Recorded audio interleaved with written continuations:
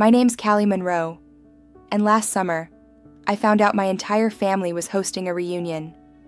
Without me. I wasn't forgotten or accidentally left off the list. They made a decision, together, to exclude me. That was the moment I realized I'd never really belonged to them, and it shattered something in me. But it also lit a fuse.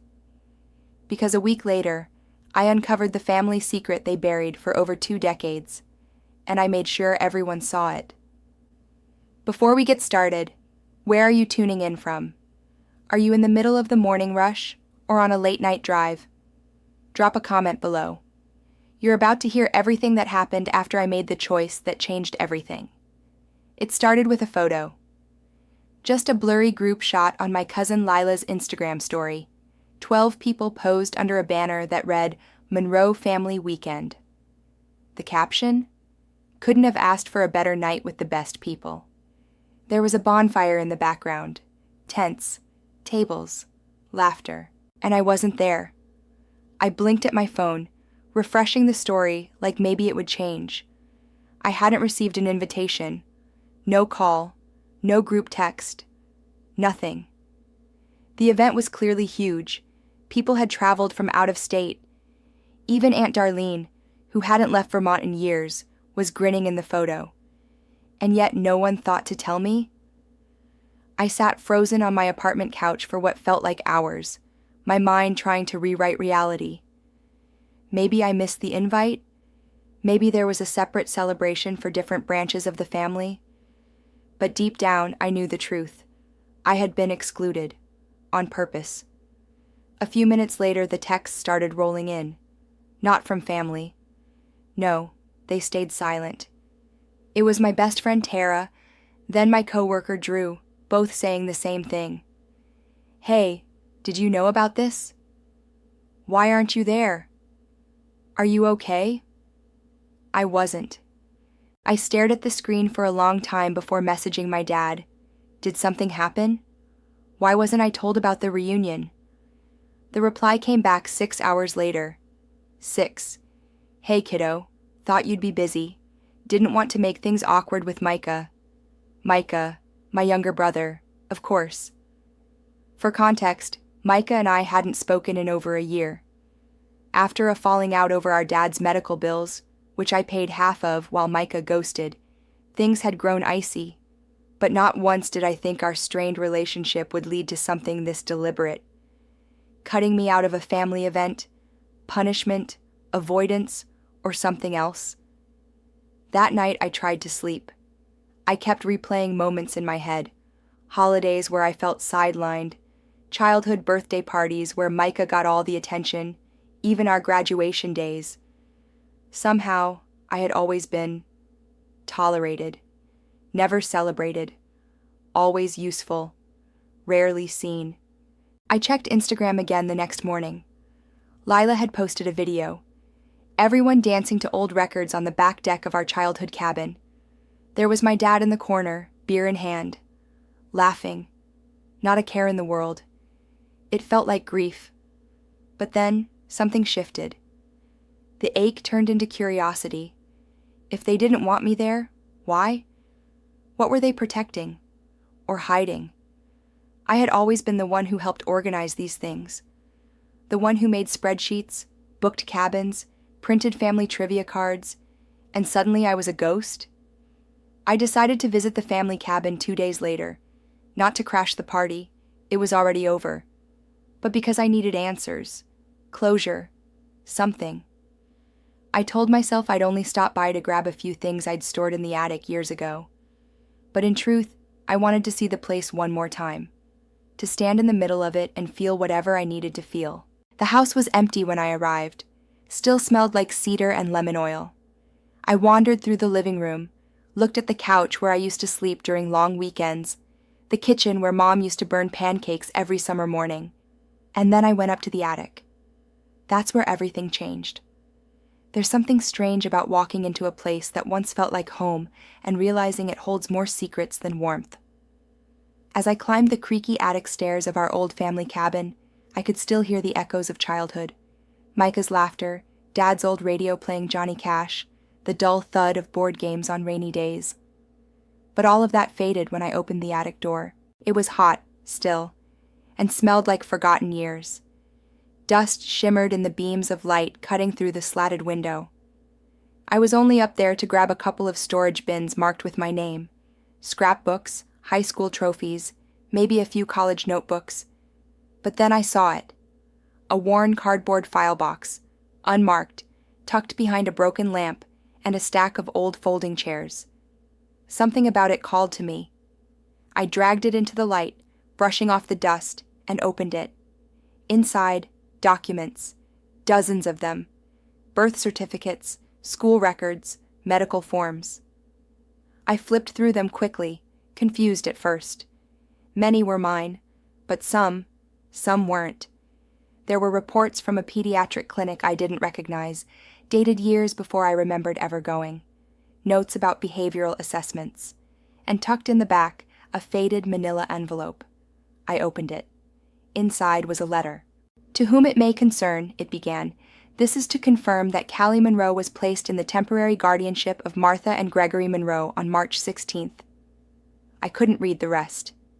Temporary guardianship? The word pulsed in my brain like a siren. I sat back, heart racing. Guardianship. Not adoption. Not parenting. Guardianship. It didn't make sense. My whole life I'd believed I was their biological daughter. No one had ever said otherwise. There were no jokes about being found under a cabbage leaf. No sly remarks. No clues. And now, at 33, I was reading that I might have been placed in their care like a foster child. I kept digging, numb, flipping through papers with trembling hands. Another document, an email printout, was addressed to my Aunt Marion, dated only 2 years ago. It read, "We never told her. There was no need. She's part of the family now. Besides, it's not like she remembers anything from before she came to us. Better for everyone this way." I wanted to scream. This wasn't just about the reunion anymore. It wasn't about being excluded. It was about a lie. A deep, tangled, deliberate lie. One that every adult in my life seemed to have co-signed. I stumbled down the attic stairs, gripping the file like it might disappear if I let go. I needed air. I needed to get away from the cabin, the memories, the lies etched into its walls. Outside, the summer heat hit me hard, but I barely felt it. I got in my car, slammed the door shut, and just sat there. My mind reeled with questions. Who were my real parents? Why was I placed with the Monroes? Did Micah know? Did everyone know? I drove for hours. Nowhere specific. Just away. Eventually, I pulled into a gas station off a rural highway and sat there staring at my reflection in the rearview mirror. Who was I really? The Callie I thought I was, family-oriented, loyal, the fixer, had been built on sand. Everything felt fake now. I had no idea where I came from, and the people who could have told me had decided, unanimously, to keep me in the dark. I called my dad. He didn't answer, so I texted him, "We need to talk." I found something in the attic. I deserve the truth. 15 minutes passed. Then a reply. "Come by tomorrow. I'll tell you what I can." What you can? Not what you will? It told me everything I needed to know. He'd been in on it. Maybe not from the beginning. Maybe not maliciously. But he knew something. And now that I had found the pieces, he couldn't hide behind the silence anymore. The next morning, I drove to his house, the letter and documents in a folder on the passenger seat beside me. I didn't know what I was walking into, but I knew it would change everything. When I arrived at my dad's house, it felt different, like walking into a room that knew something you didn't. The walls were still the same. The old pictures of family vacations hung crooked on the hallway wall. But everything seemed quieter, more suffocating. I could feel the weight of unspoken words hanging in the air, heavier than the humid summer heat outside. Dad greeted me at the door, his face pale, his eyes avoiding mine. He looked smaller than I remembered. His posture slumped as if the years had finally caught up with him. "Hey, kiddo," he said, his voice low. "You want to sit down?" I nodded, following him into the living room. He motioned toward the couch, but I couldn't bring myself to sit down just yet.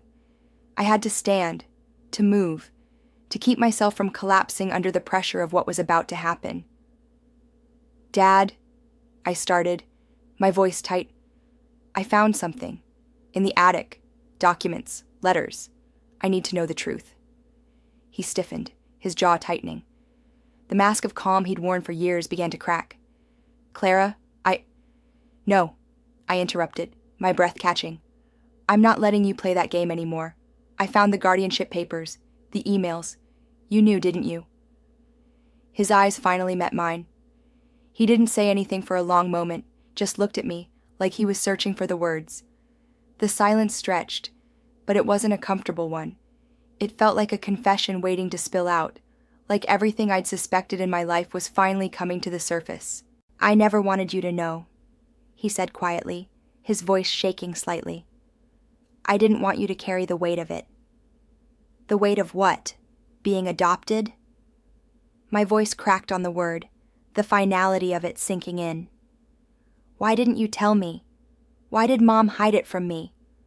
All these years I thought I was your daughter, but now You are my daughter," he snapped, finally standing up, pacing the room in agitation. "I never wanted you to feel less than. I wanted to give you a family, a name, a place where you belonged. Your mother and I, we made the decision to keep it from you because we thought it was for the best. We were trying to protect you from all the questions, from the truth we couldn't explain." I shook my head, disbelieving. "Protect me? By lying to me? By treating me like an outsider in my own family?" "Clara, you don't understand." "I understand perfectly," I said, my voice rising with the heat of the anger I'd been holding in for years. "You and Mom decided for me without even asking. I spent my whole life trying to prove I was enough, trying to get both of you to see me, but I was never even yours to begin with. You lied to me about my own existence." Dad's face crumpled, and for the first time in my life, I saw him break. The man who'd always been my rock, the quiet professor who kept everything bottled up, was crumbling right before my eyes. "I never wanted to hurt you," he whispered, his hands trembling. "But I couldn't lose her. Your mother couldn't bear the thought of you knowing the truth. I don't know why. Maybe she was afraid you'd leave her. Maybe she thought you'd think less of her, but she didn't want anyone to know. And I didn't know how to tell you, how to explain why we did what we did." I felt the walls I'd built around myself start to crack. There it was, the raw, painful truth. He hadn't been lying out of malice. He hadn't been trying to erase me. He was just a man trapped in his own marriage, trapped by his own fear of losing everything. And somewhere along the way, it had all gone wrong. "You think this makes sense?" I asked quietly. "You think I'm supposed to just forgive you for keeping this from me? For making me feel like I was never really a part of this family?" He took a deep breath and lowered his gaze. "No, I don't think you can just forgive me. But I'm asking for a chance to make it right. For a chance to be your father, truly. Not just the man who raised you, but the man who's been hiding behind lies. I don't deserve it, but I'm asking anyway." I stood there, processing his words. My heart wavered between anger and the soft hope that maybe, just maybe, this could be the moment everything changed. "Dad," I said slowly, my voice more controlled now. "You've had years to make this right. And Mom, she's never even acknowledged it." "I know. And I can't change what's been done," he replied. "But I can't let you walk out of my life with this bitterness. Please, Clara, you're my daughter. I've always loved you, no matter how it happened, no matter the blood between us. You're my daughter." The words hung in the air like a fragile thread, and for the first time, I realized something. Maybe forgiveness wasn't about excusing what had been done to me. It was about setting myself free, about moving forward, no matter how painful the truth was. "I don't know if I can forgive you yet," I said softly. "But I need to walk away from this, from the lies. I need to figure out who I am without them." Dad nodded, his face etched with regret. "I understand. Just know I'm here when you're ready." I didn't stay long. The conversation wasn't over, but it had cracked open a door that had been shut for years. And as I left his house, I felt the weight of the past begin to lift. Maybe the healing wouldn't happen overnight. Maybe I wouldn't get all the answers I wanted, but I could finally start rebuilding. A family, yes, but also myself. I spent the next few days in a fog, the conversation with my dad replaying in my mind over and over. There was no clarity, no sense of resolution, just a gnawing feeling that kept telling me I had to do something more, that I couldn't just walk away.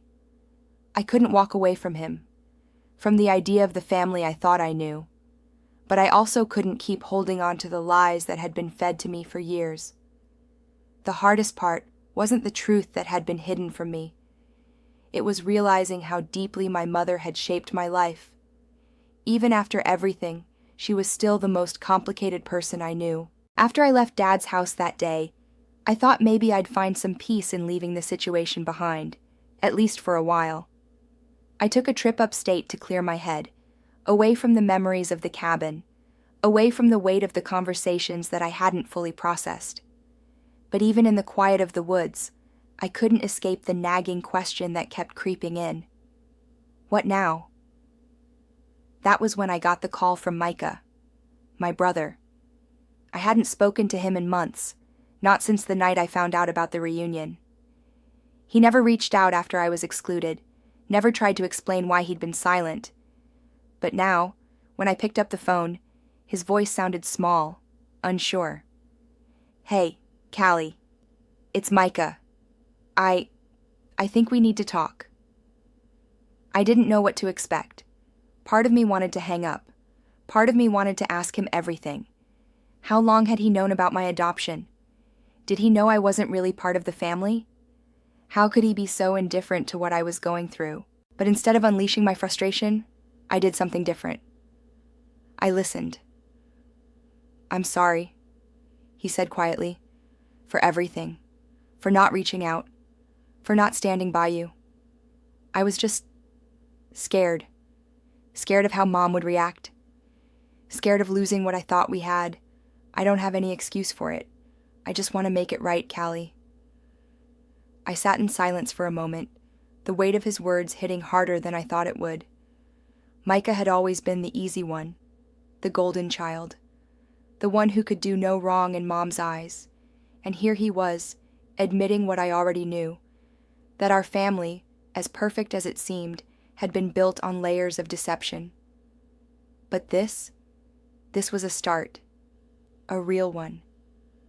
"I don't know if I can forgive you, Micah," I said slowly, "but I can't carry this weight alone. I need to know that you're not just a part of her game, that you're not going to let her decide everything for you." There was a pause on the other end of the line, and then he said, "I'm done with all of it. I'm done letting Mom control everything. I'm ready to make my own decisions, Callie. I don't want to lose my family, but I don't want to lose me either.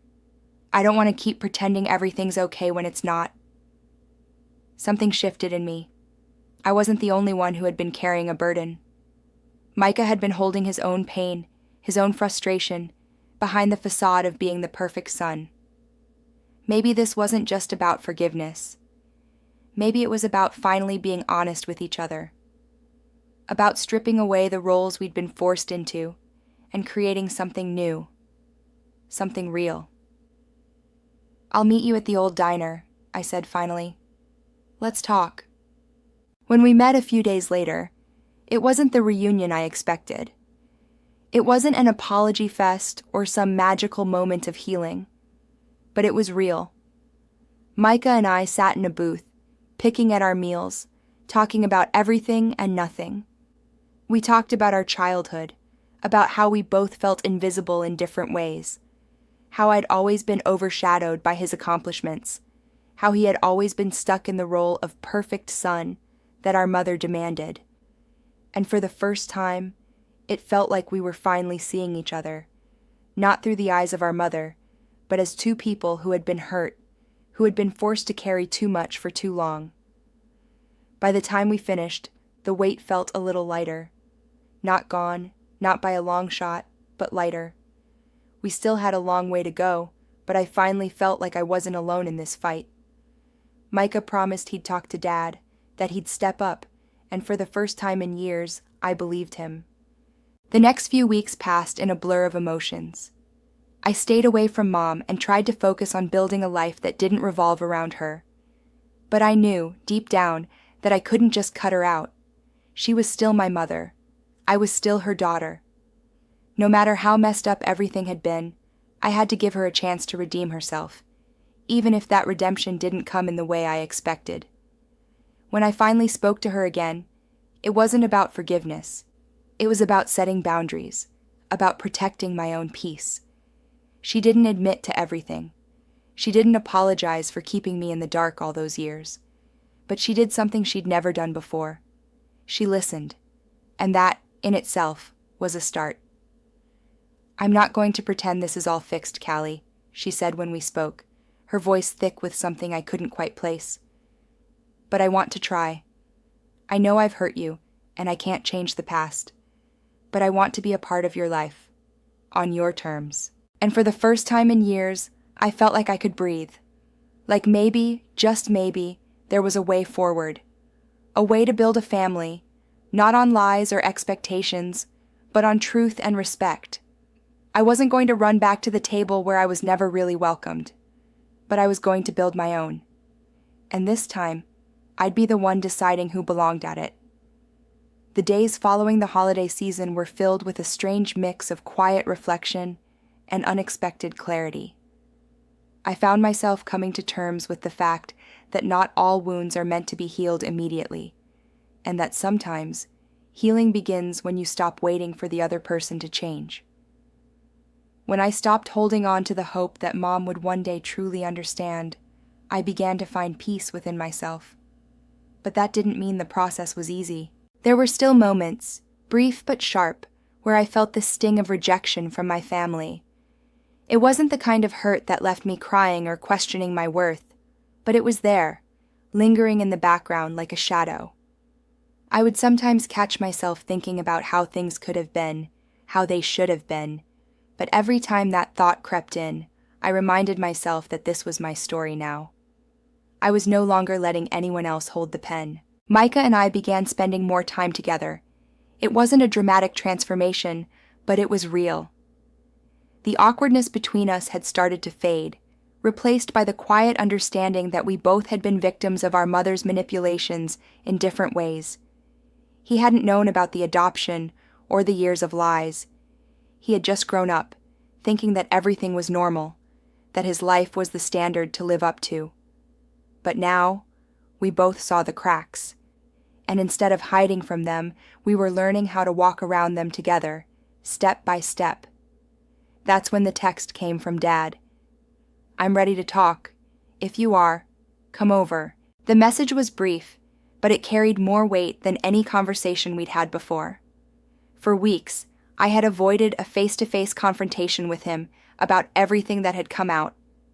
There was a part of me that was scared that he'd crumble under the weight of the truth, scared that he might choose to retreat again, leaving me with nothing but the hollow words he'd said in the past. But there was also a part of me that knew we couldn't move forward without this conversation. We both needed it. I needed to hear him say the things I had been too afraid to ask. When I arrived at his apartment, the air felt thick with anticipation. Dad opened the door, his face looking older than the last time I'd seen him. His hair had thinned, and the lines around his eyes had deepened. But there was something different about him now. Something more open, more vulnerable. We didn't talk right away.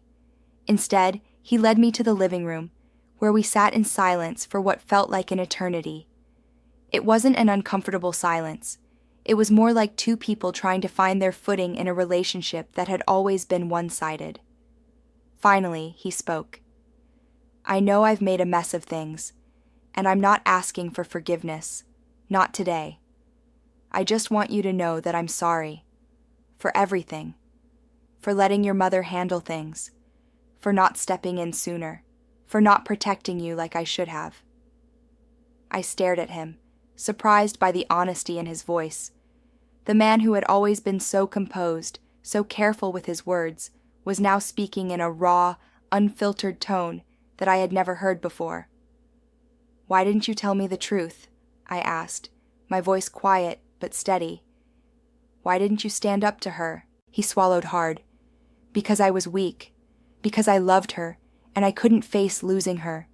She convinced me that if I told you, it would break our family. But I see now how much I broke you by keeping the truth from you. The weight of his words hit me harder than I expected. It wasn't just about the lie anymore. It was about the love that had been hidden behind it. It was about him, my father, finally facing the painful reality of his own decisions. And as much as it hurt to hear him admit it, I knew that this was the turning point. This was where everything could start to shift. I don't know if I can forgive you yet, Dad, I said, my voice shaking slightly. But I'm willing to try. I'm willing to try because I still love you. And I want to have something real with you, even if it's different from what I thought it would be. He reached out, his hand trembling as he placed it over mine. I don't deserve your forgiveness, but I'm going to do everything I can to earn it. Starting now. It wasn't an immediate fix. There wasn't some grand reconciliation where everything was instantly okay. But for the first time, I felt like we were building something new, something stronger than the version of our family I had spent my whole life wishing for. Over the next few weeks, we talked more about the past, about the future, about everything we had missed in the years of silence. It wasn't perfect, but it was real. And that's what mattered most. As for Mom, things didn't change overnight. She continued with her therapy, and slowly, she started to admit the damage she had done. But there was no grand apology, no moment where everything was suddenly right. Instead, it was a quiet, steady change. Small gestures, a text here and there. And I had to decide how much I was willing to let her back into my life. I wasn't ready to forgive everything she'd done, not yet. But I was ready to move forward. I was ready to stop letting her control the narrative of my life. And for the first time, I felt like I was the one in charge of my own story. What about you? Have you ever had to let go of a toxic relationship for your own peace? Have you ever made the choice to start over, even when it meant facing painful truths? We'd love to hear your story. Drop a comment below. If you're into real-life family drama like this, make sure to subscribe for more.